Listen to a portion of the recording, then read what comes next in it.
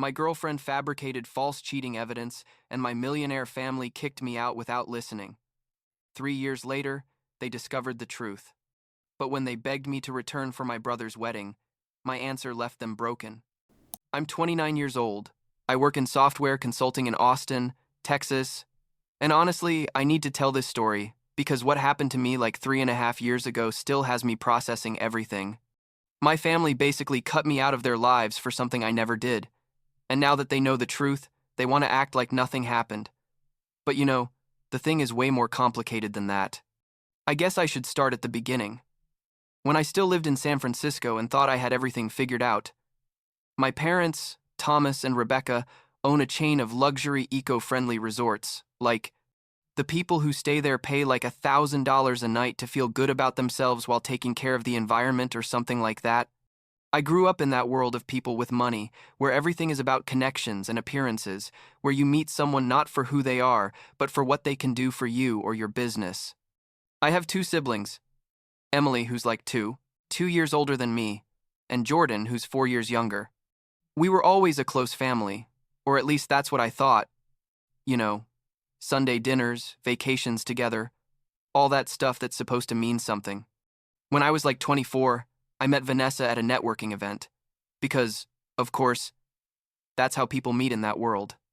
She was the daughter of some real estate developers who did business with my parents occasionally, like they built condos near the resorts or something. She was pretty, smart, knew exactly what to say in any social situation, and my parents loved her from the first moment. Truth is, at first things were good. We'd go out to expensive dinners, go to events together, post pictures on Instagram that got hundreds of likes, all that superficial shit that at the time seemed important to me. But after like a year and a half together, I started to notice that the relationship felt more like a performance than something real. Vanessa would obsess over how we looked as a couple. Like if I posted a picture with friends without her, she'd get mad. Or if I didn't tag her in something, she'd get all dramatic, saying I was ashamed of her. And my parents, my God, they loved that whole perfect image we projected. My mom constantly said things like, "You two are going to have beautiful babies," or, "Vanessa's family is so important to our business, you're making incredible connections." In retrospect, I should have seen it coming. All the red flags were there, but I was so deep in that bubble I couldn't see clearly. Things started getting really weird like 3 months before everything exploded. Vanessa became super controlling with my phone, wanted to know who I was talking to all the time, would check my messages when I was in the shower. I would question me if I responded too fast or too slow to certain messages. I thought maybe she was stressed about work or something. I tried to be understanding, but truth is I was going crazy. One day she asked me to give her access to my iCloud account, said it was because she wanted to feel more connected to me or some shit like that, and I like an idiot gave it to her because I thought, I have nothing to hide. What could go wrong? Spoiler alert, everything could go wrong. Turns out Vanessa had been planning something for months, and I had no idea. One afternoon I was at work. It was like a normal Wednesday in March, and I get a call from Emily, totally hysterical. She's screaming on the phone saying, "How could you do that to Vanessa? You're a pig. Mom and Dad want to see you right now at the house." I was like, "What the hell are you talking about?" But she just kept screaming and then hung up. I tried calling her back like 10 times, but she wouldn't answer. I called my parents and my dad just said in that cold voice he used when he was really angry, "Come home now. We need to talk about what you did to that poor girl." I drove to my parents' house in Pack Heights with my heart pounding like crazy, having no idea what to expect. When I got there, my whole family was there. My parents, Emily, Jordan, and Vanessa, sitting on the couch crying with my mom hugging her. And when I say crying, I mean that complete performance with smeared makeup and everything.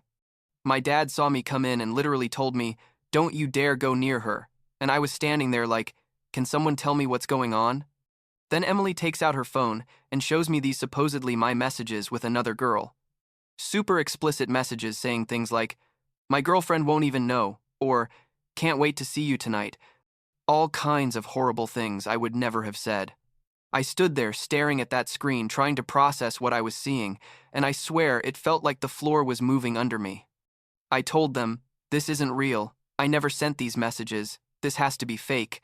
but nobody was listening. Vanessa kept crying, saying things like, "How could you lie to me for so long? And I trusted you."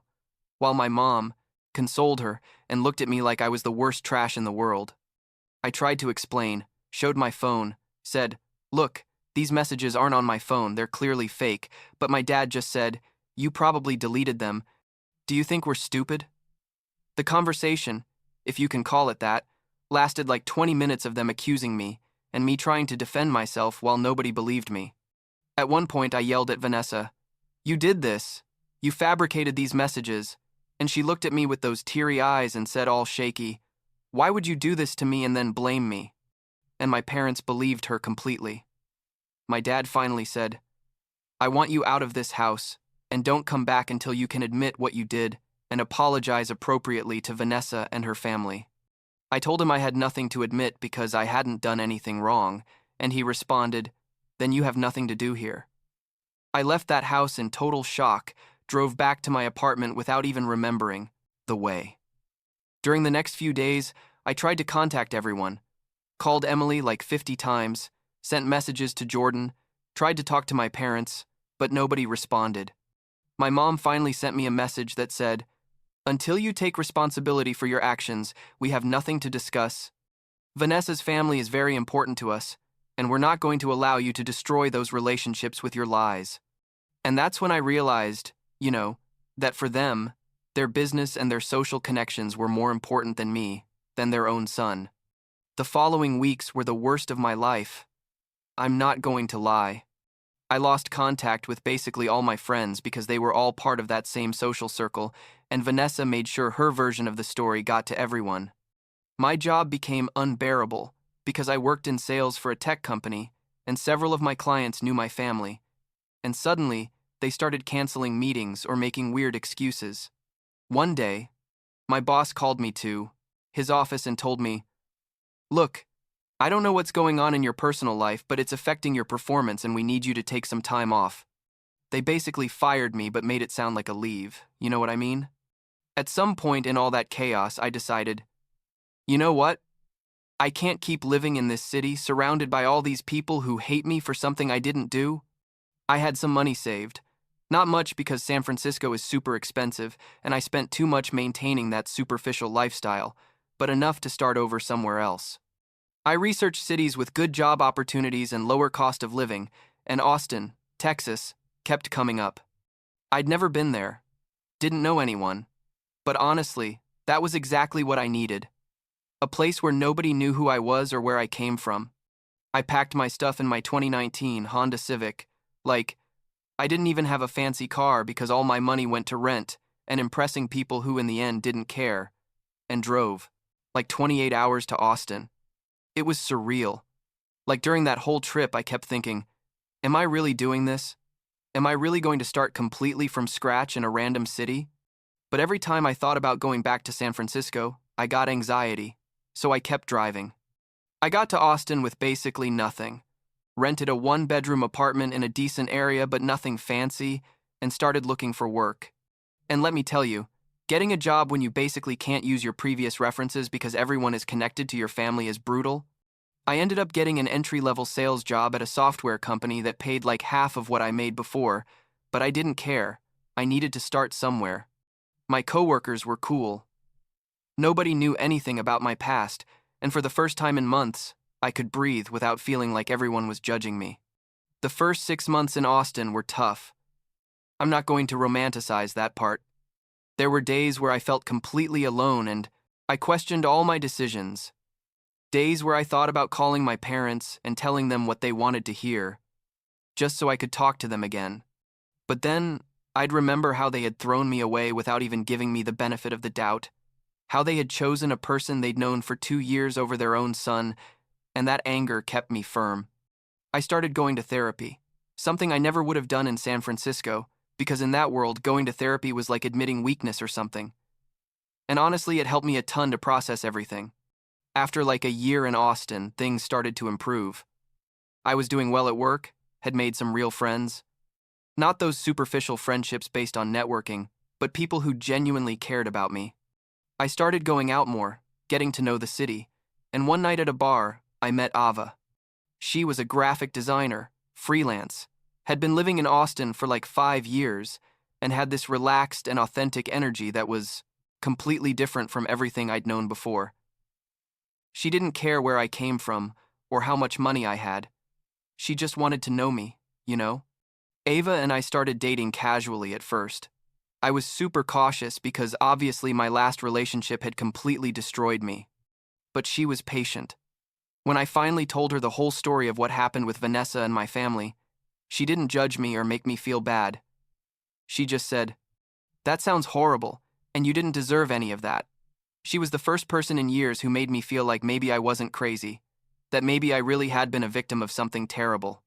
Over time, our relationship became more serious. We moved in together after like 8 months, and for the first time in my life, I felt like I was building something real, and not just a facade for other people. Meanwhile, my career was also taking off. After like 2.5 years at that software company, I had learned a ton about the industry and had prosthetic a lot of new contacts. I decided to take a risk and start my own software consulting business, helping mid-sized companies optimize their sales systems. It was scary at first, like, what if I fail and end up broke? But Ava supported me completely, even designed my logo and website for free, and slowly I started getting clients. After 6 months, I was already making more than I made in San Francisco.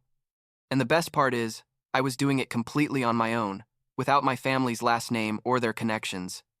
Everything was going well. I had completely rebuilt my life. I was engaged to Ava. We were planning to get married next year. And honestly, I barely even thought about my family. Like, obviously it still hurt when I saw friends with their families or during the holidays, but I had accepted that that part of my life was closed. And then, like 3 months ago, I get a call from Emily. At first I wasn't going to answer because I had her number blocked for years, but she called me from a different number, and for some reason I answered. Emily was crying on the phone, saying, "Sebastian, I have to tell you something. I was wrong. We were all wrong." I was like, "What's going on?" And she tells me this crazy story about how a few weeks ago she ran into Nicole, who was one of Vanessa's close friends, at a Starbucks. Apparently, Nicole was going through her own dramatic situation, had broken up with her boyfriend and was in therapy processing a bunch of things, and decided to clear her conscience. She confessed to Emily that she knew the truth about everything, that Vanessa had fabricated those messages using Photoshop and a burner phone, that it had all been an elaborate plan because Vanessa thought I was going to leave her and wanted to control the narrative. I was silent on the phone for what felt like an eternity, processing what Emily was telling me. I finally asked her, "And why did Nicole decide to confess now, 3.5 years after destroying my life?" Emily said, Nicole felt guilty, that she'd been carrying that guilt and finally couldn't anymore. I told Emily, "You know, it's great that Nicole finally decided to grow a conscience, but that doesn't change the fact that you and the rest of the family abandoned me without even giving me a chance to defend myself." She started saying, "I'm sorry, I'm so sorry, we were wrong," but I didn't want to hear her apologies. I hung up. That night, Ava found me sitting on the couch, still processing everything. I told her what Emily had told me, and she hugged me and said, "How do you feel?" And honestly, I didn't know how I felt. Part of me was relieved that finally the truth had come out. Part of me was furious that it took so long, and part of me just didn't care anymore because I had moved on. I told Ava, "I don't know if this changes anything. They left me when I needed them most. Why should I care now that they know I was right?" During the following weeks, Emily kept calling and trying to contact me. Eventually, I responded to a message telling her, "I can talk, but only to close this chapter, not because I want to rebuild anything." We had a long call where she explained to me that after Nicole confessed, she confronted my parents with the truth. Apparently, they also talked to Nicole, investigated a bit more, and finally accepted that it had all been a lie. The relationship between Vanessa and her family with my parents basically ended after that, which I imagine for my parents was a hard blow given they were supposedly so important to their business. What made me angriest about that whole conversation with Emily was that when I asked her if my parents wanted to talk to me or apologize, she got all uncomfortable and said, "They're processing everything. It's complicated for them too." I told her, "It's complicated for them? Really? They kicked me out of the family. made me feel like trash, and never once considered that maybe, just maybe, I was telling the truth. And her response was basically that my parents felt bad, but that it was hard for them to admit they were wrong, that it was an ego thing or something. In that moment, I realized that even after knowing the truth, they weren't going to change. They weren't going to be the people I needed them to be. Emily told me that my brother Jordan is getting married in 2 months, a big wedding in Napa Valley with like 200 guests, all that expensive and extravagant production that my family loves. She told me Jordan wanted me to be there, that the whole family wanted me to be there, that it would be good for everyone to start healing and reconnecting. I asked her if my parents had specifically asked for me to be invited, and she admitted it was really more about appearances, like, it would be awkward to explain why the oldest son isn't at the youngest son's wedding, and some relatives and friends were already asking questions. That's where I am now, basically. Emily sent me the formal invitation by mail. It arrived like 2 weeks ago at my apartment in Austin, this fancy thing with gold edges and elegant calligraphy. Ava asked me what I was going to do, if I was going to consider going, and I told her honestly, I don't know why I would consider going to a wedding where most of the people there treated me like shit, and none of them have given me a real apology. She told me that whatever I decided, she'd support me, but to make sure I did what was best for my mental health, not what my family expected of me. I've gotten like 10 messages from different family members since then. Emily keeps insisting I should go, says things like, "It's your brother's wedding, only once in a lifetime, and we can start rebuilding our relationship." Jordan sent me a long message saying he misses me and really wants me to be there on his special day. Even my mom finally sent me a message, the first in almost 4 years, saying, "It would be good to see you. A lot has happened, and maybe it's time to move forward." Notice that none of those messages include a real apology or acknowledgement of what they did to me, right? It's all about what they want, about how my absence makes them look bad. The truth is, every time I think about going back to San Francisco, about seeing all those people again, I get anxiety. I've worked so hard to build this new life, to heal from all that trauma, and I don't know if I want to risk all that progress just to make my family feel better about themselves. Ava says, I have every right to maintain my boundaries, that I don't owe anything to people who abandoned me when I needed them most, and I think she's right. My therapist says something similar, that sometimes toxic family is toxic family, regardless of the blood you share, and that it's okay to prioritize your own peace of mind. A few days ago, I made my final decision. I sent Emily a message telling her I'm not going to the wedding, that I wish Jordan and his future wife the best, but that I'm not ready to reconnect with it. A family that never really apologized or took responsibility for what they did. Emily responded saying, I was being selfish, and that I was going to ruin Jordan's day, that mom and dad were very disappointed. All that classic emotional manipulation. I responded one last time saying, if my absence ruins Jordan's day, maybe they should ask themselves why their family is so broken that the oldest son doesn't feel comfortable attending, and then I blocked her. I also blocked all the other family members who were pressuring me. Jordan sent me one last message before I blocked him, saying he understood my decision, even if he didn't agree with it, and that he hoped someday we could reconnect. That message was the only one that felt genuine, but even so, it doesn't change the fact that he also abandoned me when everything happened, that he also chose to believe Vanessa without questioning it. Yesterday, Ava and I went for a walk around Lady Bird Lake. It's something we do on Sundays when the weather is nice, and we were talking about all this. She asked me if I felt bad about my decision, and I told her, honestly, no. I feel relief more than anything, like I finally set a firm boundary and maintained it.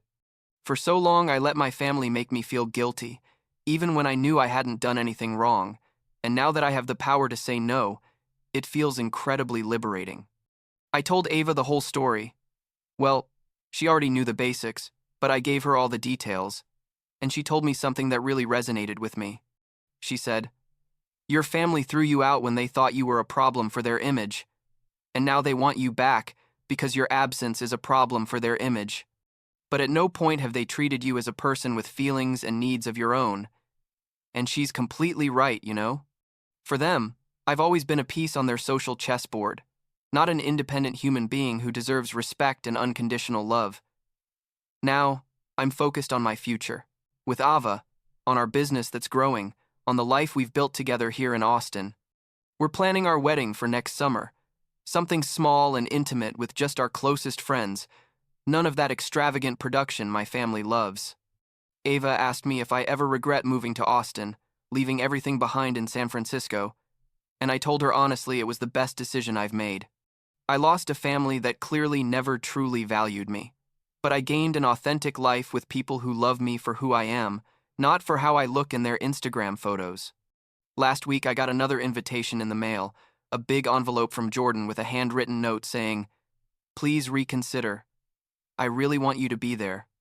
I threw it in the trash without even reading it completely. Ava saw me do it and asked if I was sure, and I told her I'd never been more sure of something in my life. That chapter is closed, I guess. And although part of me will always have that hole where my family should be, I've learned that sometimes the families you choose are better than the ones you got by blood.